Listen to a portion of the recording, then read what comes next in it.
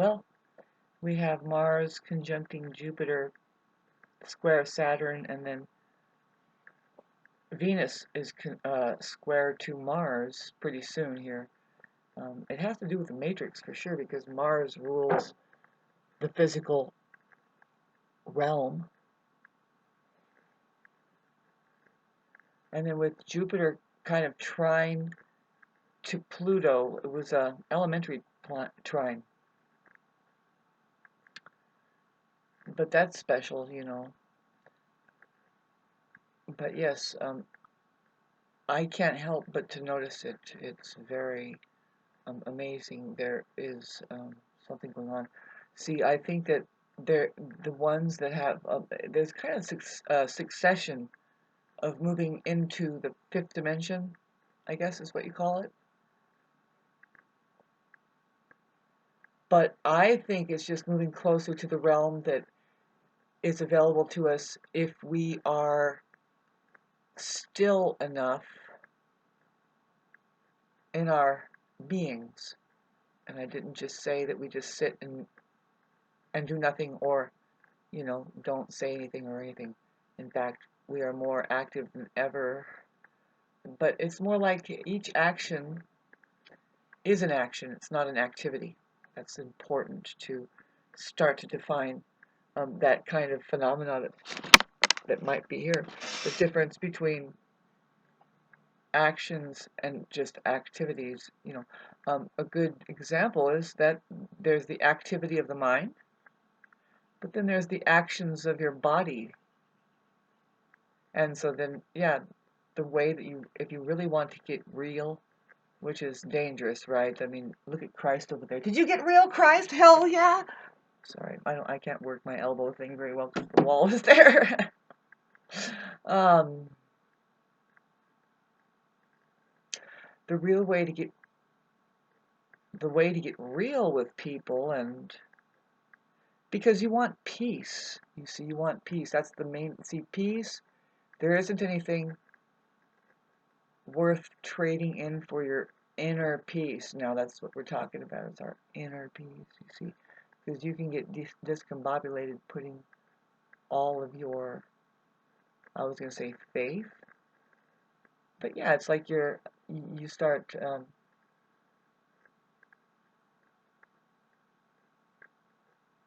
you don't want to depend on too many people that are just not dependable because people aren't dependable in the first place. You know what I'm saying? You have to be dependable towards you. And how that works out for you is, there's infinite passages through to space. And see, we tend to pass through each other. We can, you know, we meet each other and there's a reason, and we don't deny that we're supposed to be there, whether it's feeling good or bad. Really, if it's feeling bad, it might be because we're not learning something, right, to begin with, and we're not getting getting something. So I don't know. What I mean is the path to getting better, to healing, any kind of healing and getting better, changes for the better. There's times where it feels uncomfortable. Yeah. Otherwise, it's pretty much a do or die, man. You know what I mean? What kind of uncomfort do you want? Do you want the healthy uncomfort, uncomfort, or the unhealthy uncomfort? And I was just about to say comfort zone, right? Just trying to keep the same patterning and way of thought, even. Yes, way of thought. You want to get to what the Buddhists talk about, or just the ancient people. They say any values. What I mean is traditional values, views, traditional values. God, thank God for editing. Just the mind itself clogging up, and unable to be present to a feeling which is peace. How about that? Because babes, the mind needs unrest just to have a tangible existential grasp of itself, which is not existential reality. It needs to feel itself there thinking, and especially, well, not especially, but no, see, there's people that are non-self-reflecting, and so then they allow, the mind is just there to say, I am real, I am more real than anything. And especially, what is it now that completely have with narcissists is they're the bad memories. Bad memory, you know? Not so much any one thing being held, but yes, we're talking about that too, it can be, but the way that they um, are fearing anyway, if it's a mind there only.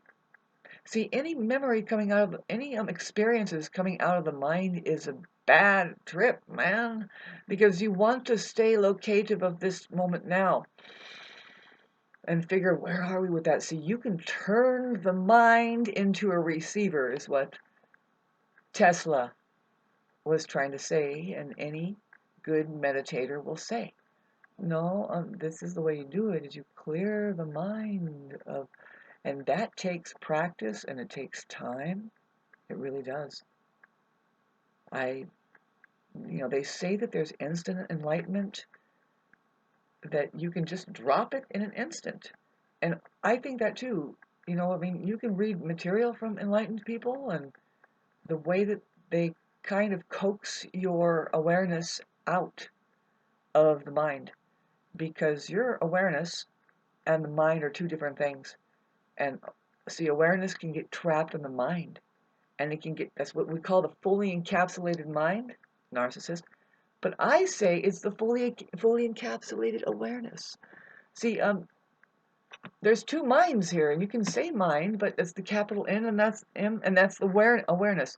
That's the one mind that we're all available to right now, with using your five senses and just kind of surrendering. Breathe into it, breathe. Some people cannot be present with just this moment now, and I would love to make that particular basic availability into all meditations something to spread around. And I think I do kind of spread it, but but like I said, the healing part, and just the introduction to the possibility, like, is there a master in the neighborhood, could be a little bit painful. We might have to be taken to court, and then the master just looks around and says, man, these people think that we can tell the truth. No, there's ancient wisdom and, knowledge, and even poetry is great to pull up by just timeless masters that it will never change, because it's the truth, and it's something very important that we need to know. We need to know and start to keep differentiating, especially about words and talk. The information field, the false information field of the mind. It's an information field. It's a information field. It's talked about it before, and get into it, and it's good to bring up the talk that has been already talked about it.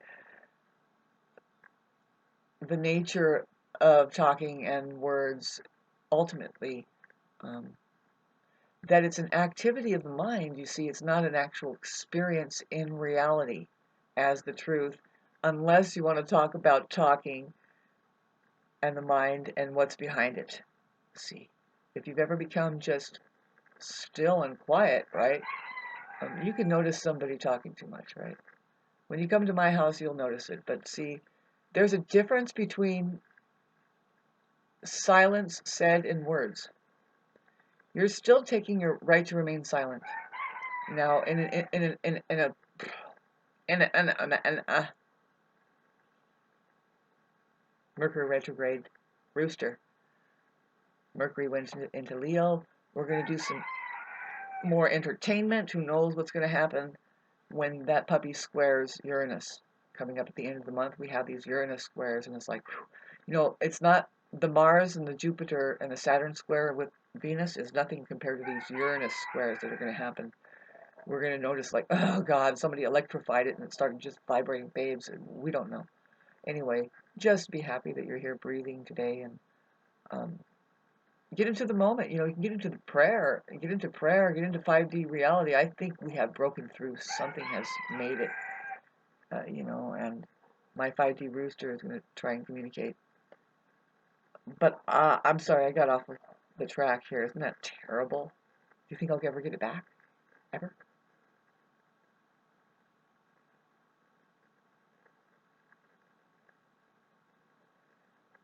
Well, if you were following train, we can start this conversation again down in the comment section down below. I'm not that spaced out. You know, I was talking about the mind being a receiver and the activity that it is. See, now it's liable to do activity just to try to fly. Try to be more real than the fly in the room.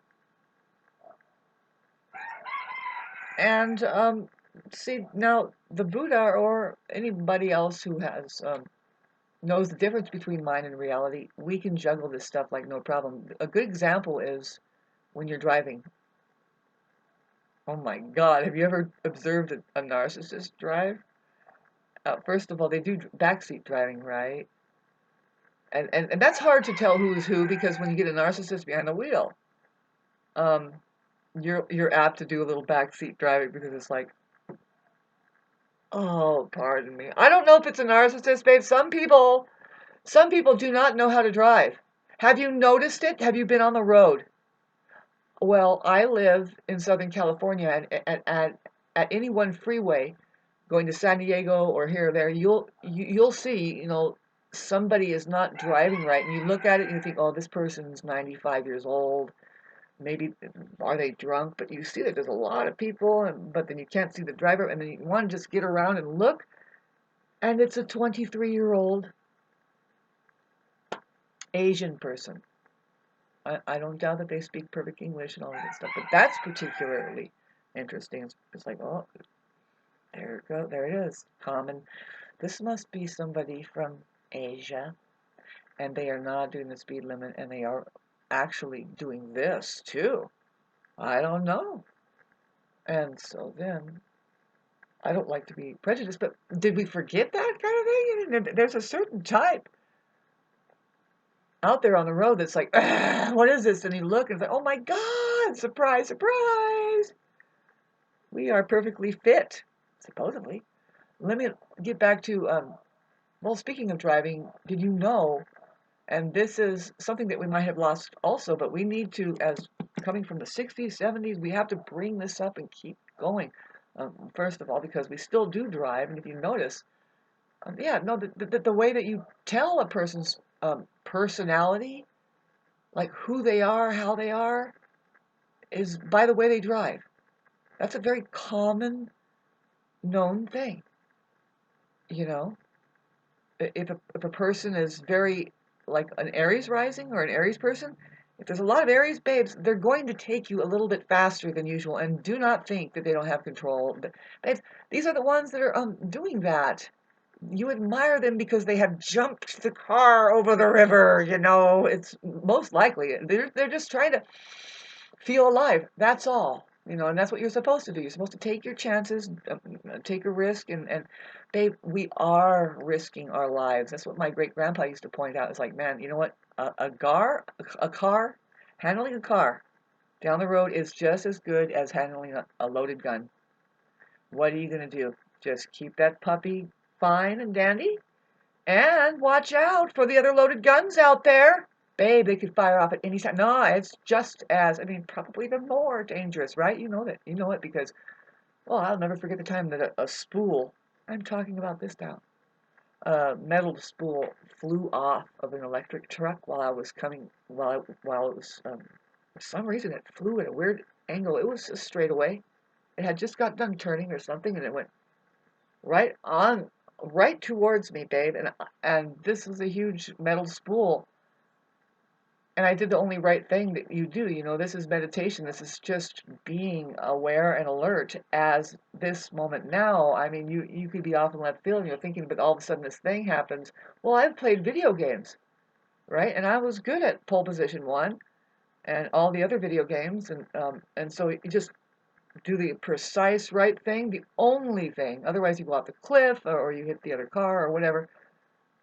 And you just go, as if you meant to do that. You would have never thought that in a million years.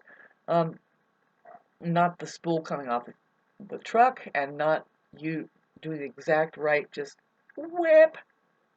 That's happened a lot of several times. But see, that's just who our personality is. Other people might just freak out at the whole thought.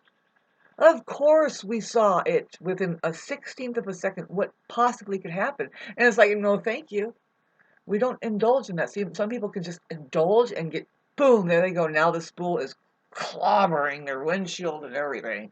And that's precisely what would have happened. Anyway, thanks for listening to that. It probably ties into what I'm trying to talk about.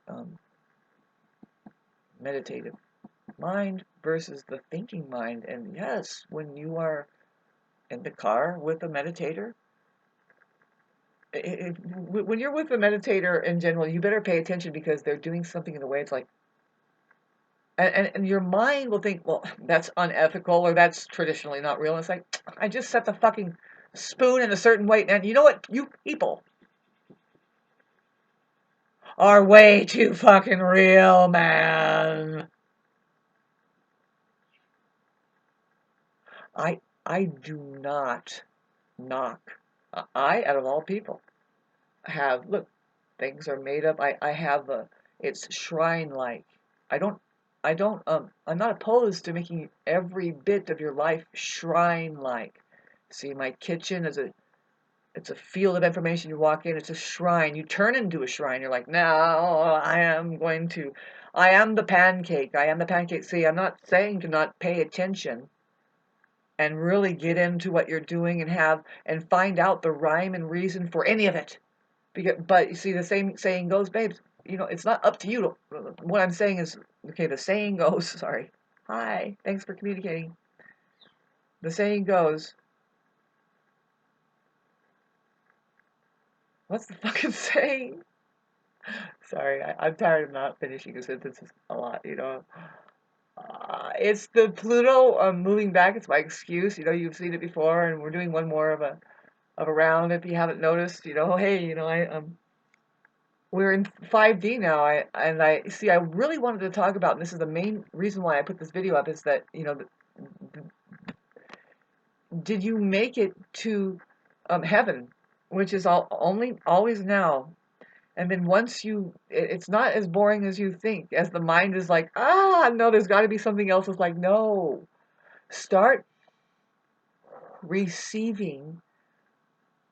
It takes a long time, and see, you have a life. You have your own individual life, which it calls for you to pay attention and be aware. Even if you have a spouse, I don't care how long you've been together, you are still alone with this life. Of course, I didn't say it doesn't include them and integrating and really listening. Why are these people here? Why shouldn't they be here? See, yeah, some people don't even think this way, and this is not even a real thing to think about. But if you, um, say, if you're a Tesla or an Einstein, now don't compare the two because there is no comparison. But Einstein did tell us that music was quantum physics, and that's the way he learned quantum math. And if you can put that together, then it's not him teaching us that; it's music teaching us something. Anyway, but Tesla also talks about music. Ultimately, all of these good scientists talk about music after a while. See, they all have something that they've contributed into our reality, which is a nuisance. And so, goodbye to that. Really, drawing off of things. If you really look at it now, I'm really getting myself trapped because it is already here as far as inside of our body. We already have the ability to communicate telepathically and do X-rays and MRI resonances. imaging, and we have all of that in us. That's, see, how the way it's happening with us, in reality, what's really going on in reality. Sorry, I need to do this because my mind is, I was trying to talk about the astrology and then this and that. So what I wanted to say is that the scientists, especially, ancient wisdom that has been here forever, but wow, what is it? Is it good or bad for us? Comment section down below. I think that we can make it amazing for us if we use it humanitarianly, like we just tune it to the right frequencies instead of tuning it to the wrong. See, Tesla said, no, we should keep it to the 528 and the 432 and the 936 or the 6 369 or whatever like this. Um, See, even the electricity is tuned to a wrong hertz. See, when we get it over here into the United States, they purposely tuned it to a wrong hertz. What I mean is there's a right and a wrong to this fucking thing, and they tuned it to the wrong. And in England, I think it's still to the right because I don't know. They're the ones who control the United States. The big heads over there that have turned the U.S. into a fucking military base. Strung up by this shit, imprisoned, by the way, and you have commissary called money, and then now you live like animals from one cell to the next. It's called your homes. And I'm telling you, if you were to observe what's happening in the so-called real prisons within this prison that you don't even know you're in, they have a better common humanitarian ethic that forms because they know damn sure they're in prison and nobody would ever be caught dead saying, this is my airspace and I can do whatever I want, or this is my bed and I can do whatever I want, or my room. No. You're sharing this entire planet with people here. And we can hear your fucking dogs because you think, why do you need a fucking dog? This is a fucking ego place. Do you agree, comment section down below, that we should sell out and regroup into a place that says, excuse me, but if you're not awake to the ego versus, okay, now there's two egos. There's two selves. If you're not awake to these two, get the hell out. Have a good day. I'm going to stop this at 22 minutes and 22 seconds because I can.